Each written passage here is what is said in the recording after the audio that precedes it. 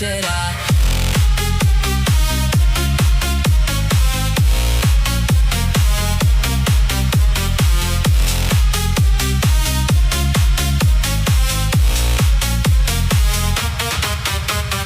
Iš'o MEDO u dućan, nije rek'o dobar dan. Hajde MEDO van, nisi rek'o dobar dan. Doš'o MEDO drugi dan, pa je rek'o dobar dan. Dali su mu šećera, da mu bude večera.